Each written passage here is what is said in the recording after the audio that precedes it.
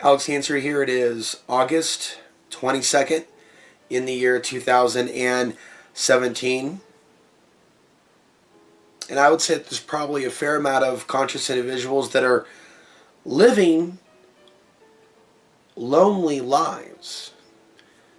And being lonely and being alone has its own type of effect when you're in a big city. The idea of being lonely but also surrounded by a lot of different people that perhaps that person would rather that they didn't have to share space with or live near.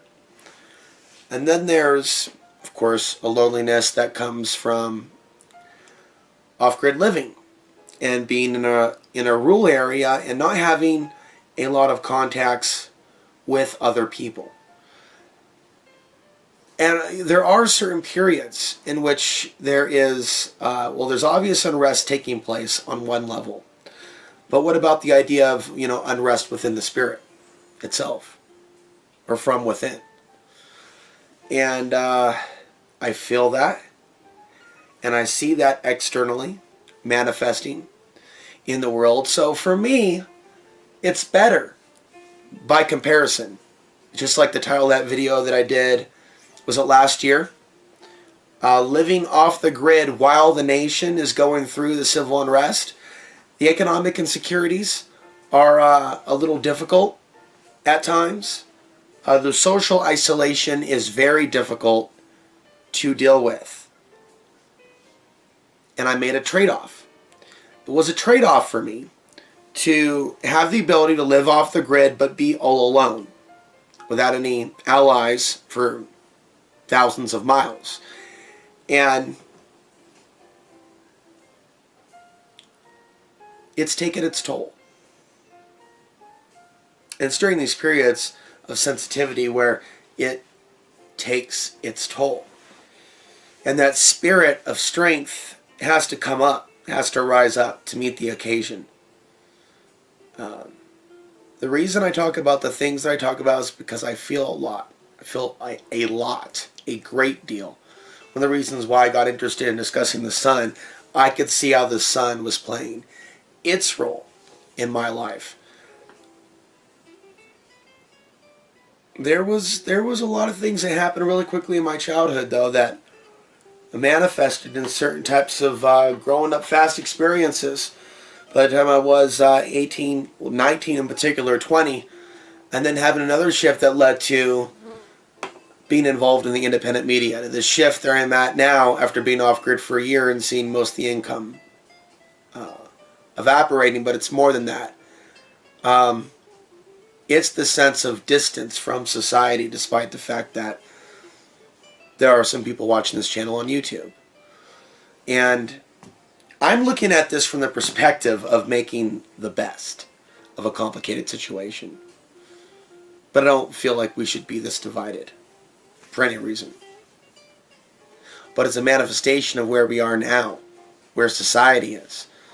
Not just things that we're experiencing in our own lives, but we look around. I think about the people in town, and there's a sense of sadness there, great sadness,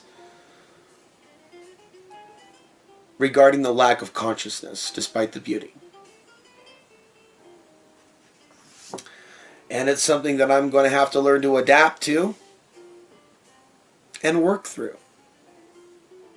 But as I attempt to work through it, I'll share where I'm at now with it. Yeah, I recognize the cycles so I don't overreact. I try to find new ways to distract myself. Sometimes reading is a solution. Sometimes I get tired of reading and go back to watching how the world is on fire on YouTube.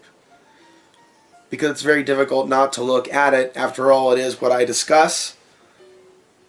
Forecasts I feel like I've made years ago feel like they're coming to fruition. Manufactured civil unrest before a global conflict. Now, there's layers and layers. Fear isn't the word I want to use, but like bridges one has to like walk over. in order to keep going. But the anxieties, yes, the fears that we deal with, that anything could be, this whole system could go at any moment, whether it be our YouTube channels, the economy, our nation, with what they're manufacturing. And even if the North Korea thing doesn't happen, meaning a strike by either side that leads to a greater conflict, we're being prepped for something larger. And I've warned about this for years. Others have warned about this for years. We see this event with the USS John McCain, named after John McCain's grandfather. Despite all its GPS technology and sophistication, it ends up crashing into an oil rig. Is this something that really could lead to things getting real? And then I think about the day, despite how lonely I am now, where this connection between us ends. And I'm all on my own here. Now, I believe everything happens for a reason. Faith in something greater watching over us. But yeah, this is a period where there's a lot that's like dangling on a string. And that would include our health. There's things I don't talk about, but I'm not really using any healthcare assistance at the moment. Getting checkups. And I've lived in this body a long time with a certain amount of confidence in myself. But at the same time, yeah, there's that sense of impermanence, and growing old, and feeling like 12 years of work is gone. And despite all the heart and soul that I put in my content, it's just me here, which is fine. I'm not trying to start a commune, and I need my own space. I don't want to be living in a roommate situation, but you know what I mean. And a lot of people couldn't do it full time. I don't sit here on my YouTube channel and go on and repeat things to try to piss off the audience, talk about some of my experiences. I don't flip on the camera and try to steer it that way. So at the same time, I shouldn't have to explain every little detail of my life in each video for new viewers. There's multiple reasons. And in this rural area, I'll tell you, those flies are very annoying. And coming up here, it's, I guess, one of the benefits of going into fall and winter. And of course, it's not really the thick of the forest, but there's trees. It might as well be the forest is residential. So with me being a human here, some clothing, it becomes difficult to completely be at peace. Then there's traffic over here. There's a lot of traffic. So it takes its toll. And there's certainly things that I'd rather be doing. And I'm grateful for the experience. But it's a yin-yang experience. With one aspect, I'm so grateful. Another aspect, it feels like a prison. Like I'm living in hiding. And that's not very far from the truth. And avoiding discussing things and just stepping back and hoping that, well, I know some of the work that I've done has reached people and has meant something. And I believe that the purpose of it really is to empower the speaker. For the speaker's soul to evolve through the information that the speaker is sharing. And thinking now, and looking around, and not wanting to be distracted by these tabloid politics that are distracting so many others, but not even necessarily having to comment on the distraction itself. Continuing to look deeper, encouraging others to look within. At the same time, not jumping to something sensational about some consciousness, idea, or theory. And I sit there also, and have been entertained and have analyzed people on YouTube. I'm not going to say her name. But she purports to expose the archons, Yet a lot of these people seem really still linked in with the archons, with their archangels, and the faith that they have in certain deities, instead of being that powerful deity themselves. And I think ultimately, and this is stuff that's hard to write about, but I try, this is the spiritual experience of my life, and the spiritual warfare that I've gone through. It has something to do with what I'm doing here. Something to do with the information that I'm sharing. Something not so unique about what's happening to me. Similar things happening to others during different ages as well. Perhaps different universes. But there's purpose to it, as I guess some may say, purpose to the suffering. And that's something that I seek to understand. So yes, living here, deep sense of isolation, like a movie. What was it, Last Man on Earth? Or a plot to where, yes, I'm aware there's billions of people that are still on the planet and we have a grid. But at the same time, some say time's an illusion. Through experiencing the past, the present, and the future. At the same time, it's as if the cataclysm has already happened. And I'm sitting here trying to make sense out of it. My ideas and my note cards and my hopes to expand my work and make sure it's more clear for people. But how would we look back at our society and explain just how we went to a certain direction?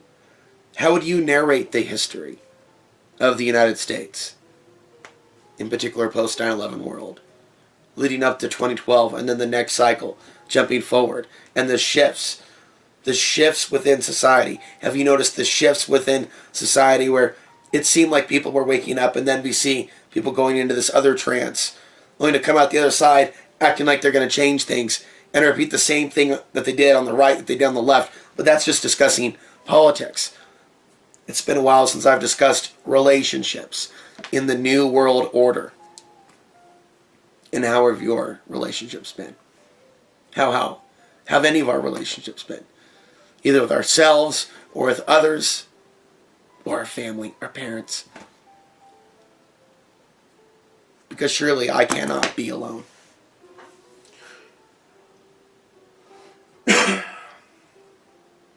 Society lacks the maturity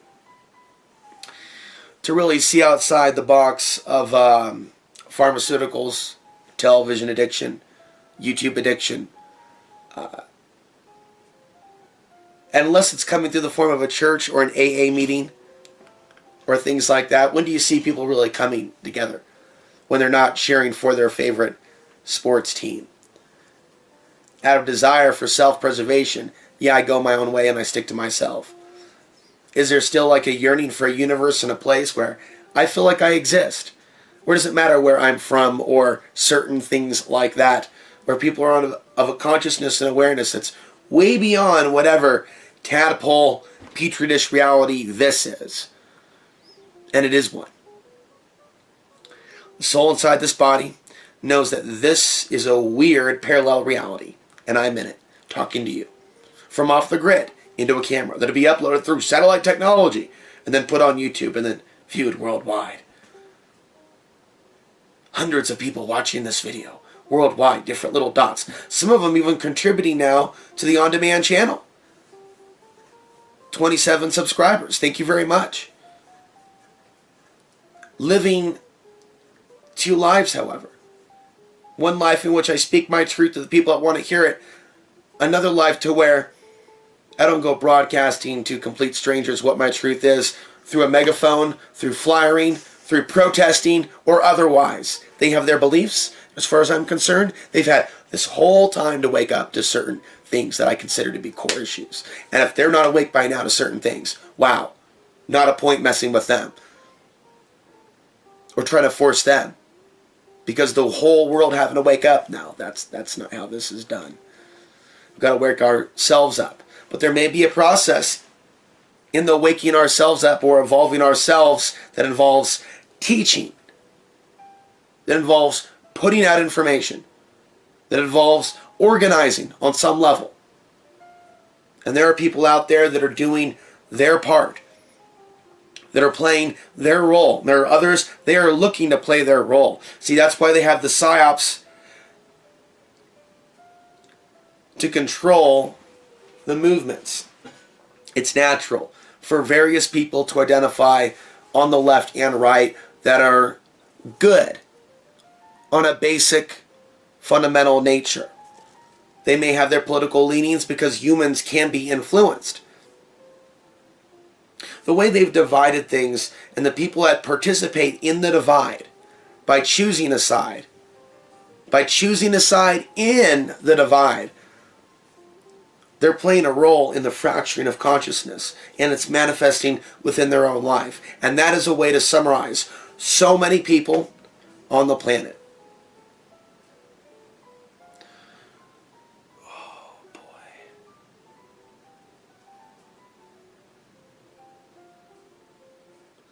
And I think about Portland. Nostalgia.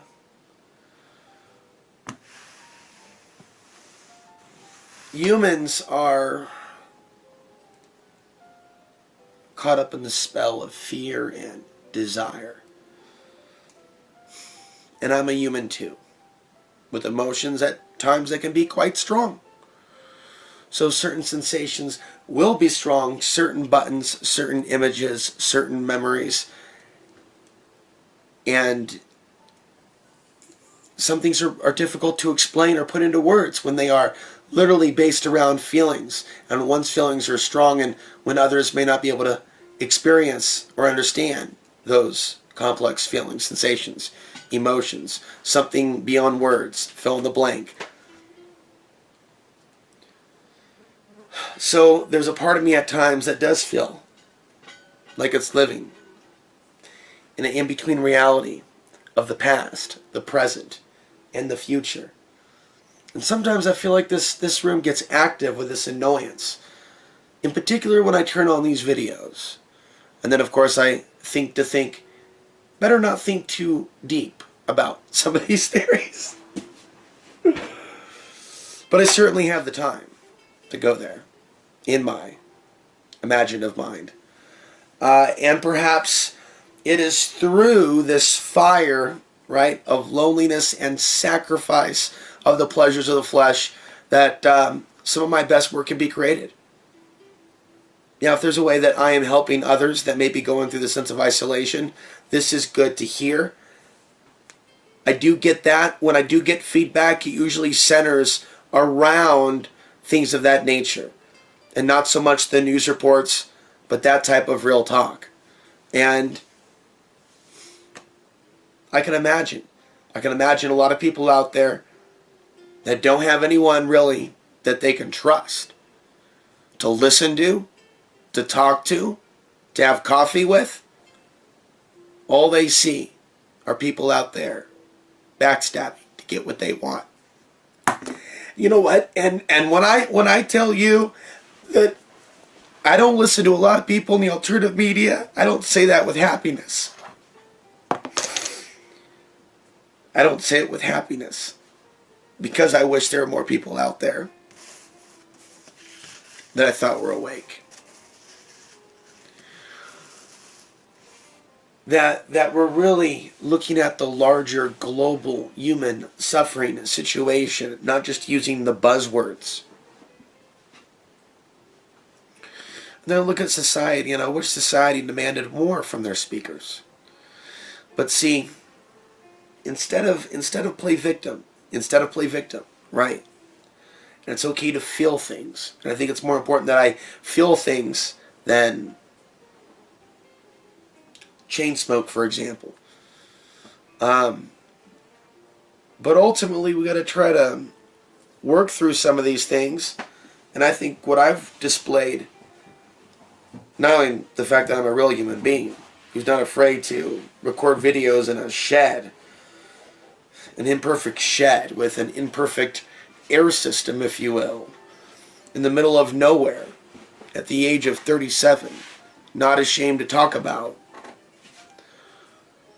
walking away from society, but also not ashamed to talk about how, as a human being, it also hurts Because it's not like you walk away and you stop feeling. It's not like you walk away and you become instantly enlightened. Super monk, super ninja, super scion, everything perfect. Oh, all vegetarian diet. Oh, look at the beautiful garden. Look what we have over here. So here's off-grid dream and off-grid nightmare. And sometimes it's one, and sometimes it evolves to the other. There's gratitude, but as there's gratitude, there's also a sense of being in a natural prison, protected from the harms of the world, but also grieving over a life of happiness. Connecting with others in the society that I was born into, that I've never experienced. That I've experienced rarely or identify with the positive experience of my life being years ago. And really the last few years being marked by this refugee experience and now this extended long emergency hunkering down.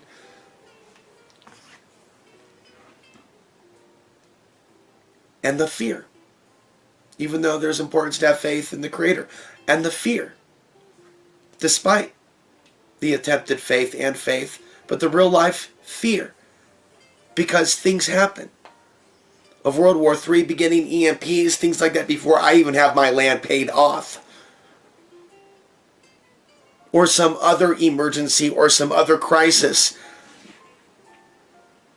And I'm hoping I can get the land paid off. Right now I'm just trying to raise enough, a few extra $100 per month to make the land payments.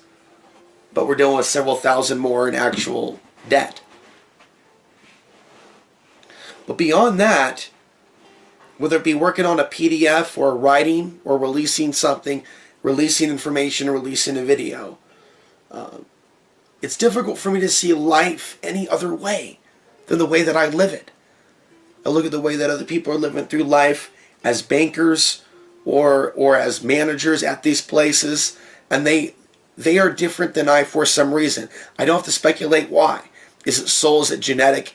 Is it life experience? Well, I think those things make up that which we are. It's a little bit of both for all of us, why we are what we are.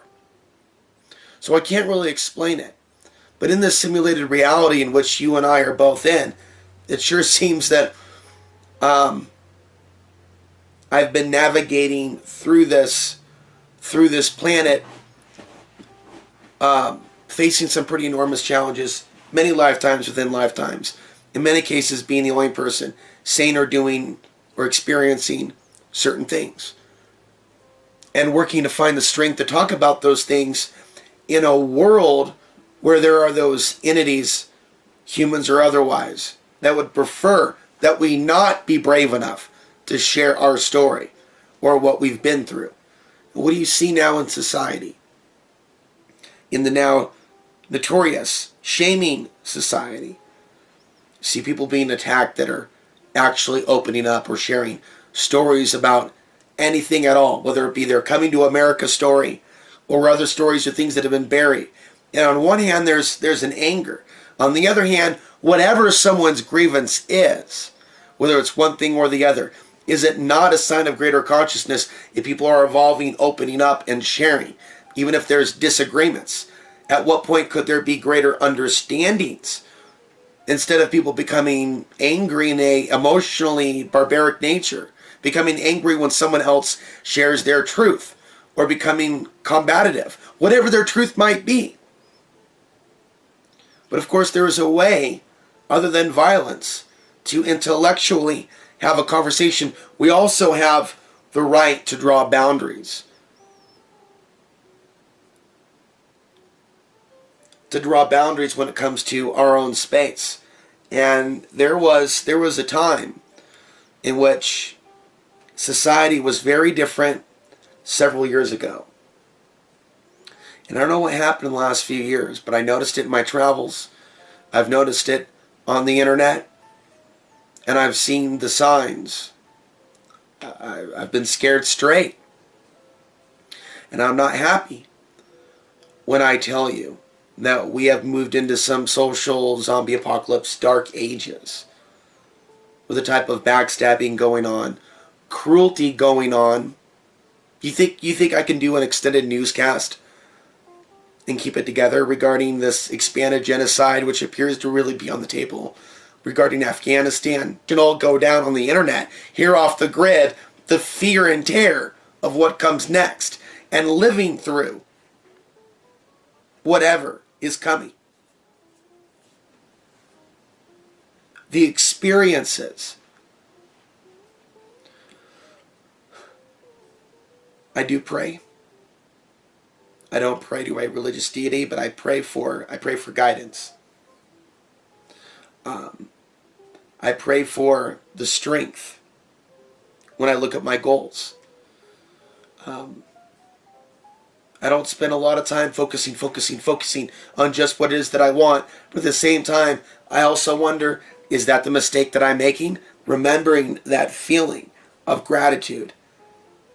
And that video where I discuss a tale of four angels. And I discuss a period of having to get a ride and getting out of a bad situation.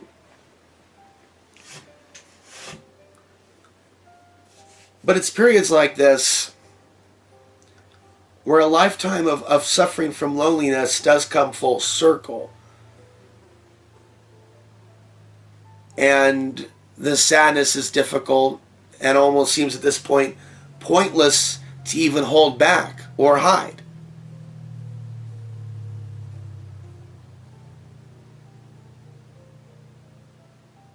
And when I hear traffic, as I do now, I never know whether it's traffic that's coming here or traffic that's just driving by. And it just drives by, and that's fine. That's good, like a yin and a yang.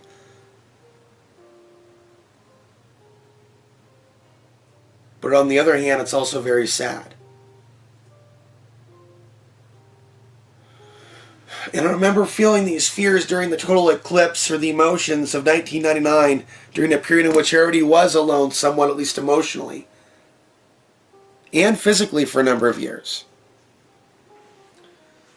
Here we are, 37 years old, feeling some of those same feelings, despite all my perceived progress, and despite all the things that I think I've created. Still that deep, profound sense of being disconnected from society and wondering where is its true source. Looking at it from a soul perspective, but also being saddened by the coincidence that I'm just so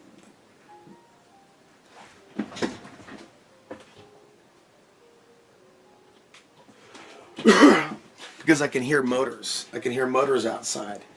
And it's very difficult to know whether it's a friend that I haven't seen in a long, long time because he's always busy, or whether it's just another moving vehicle. But whether someone's off the grid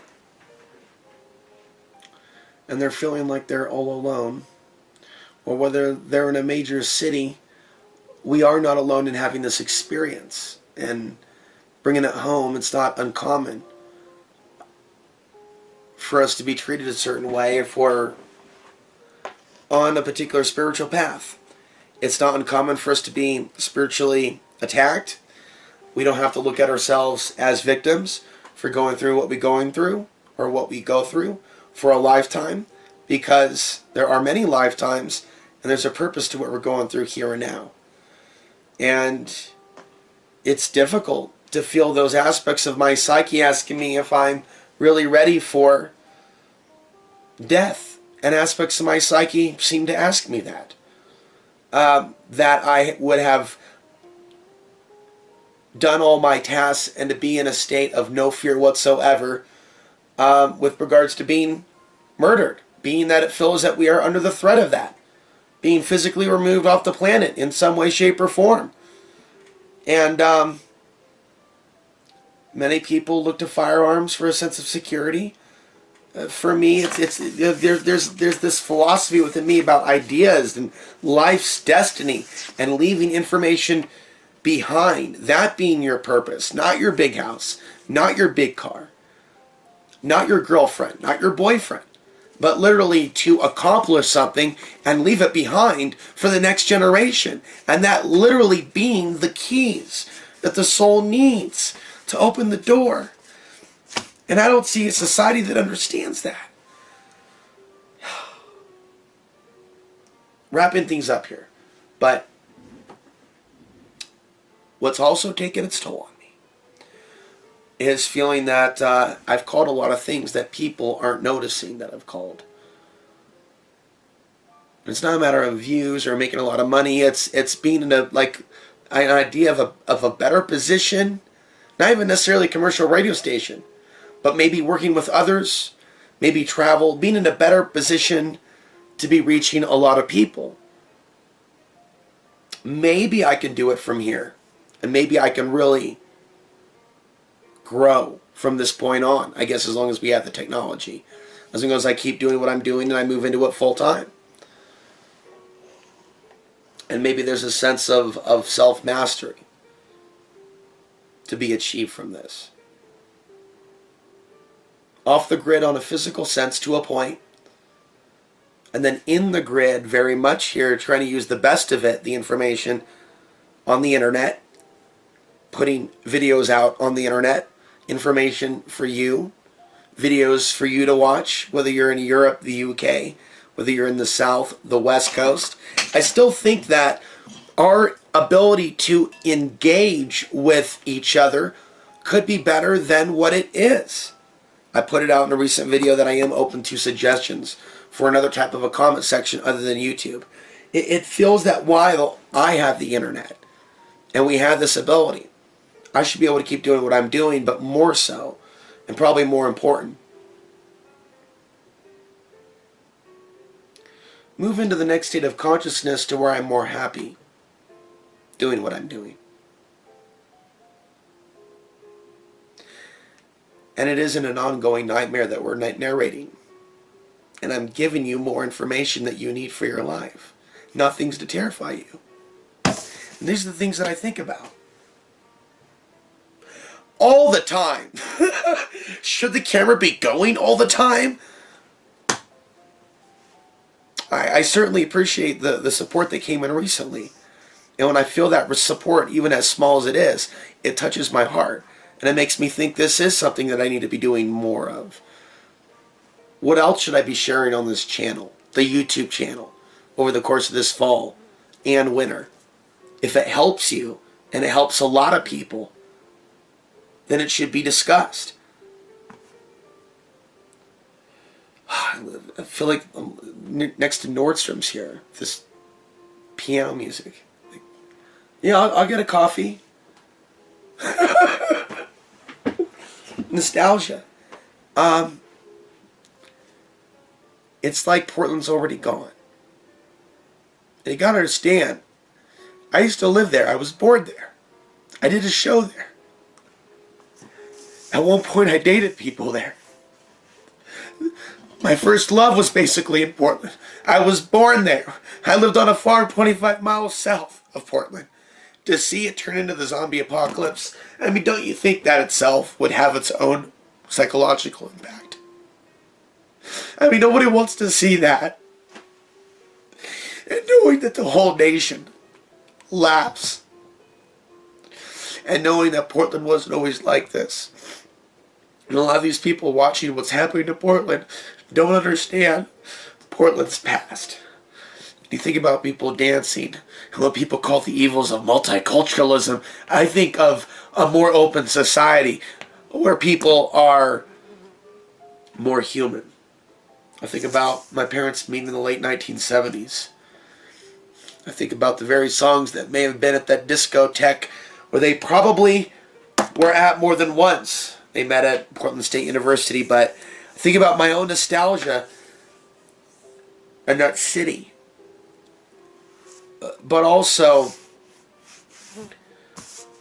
everything that I went through to pull myself out of that city before I found myself off the grid. How much of a struggle that was. And knowing how much that city affected me.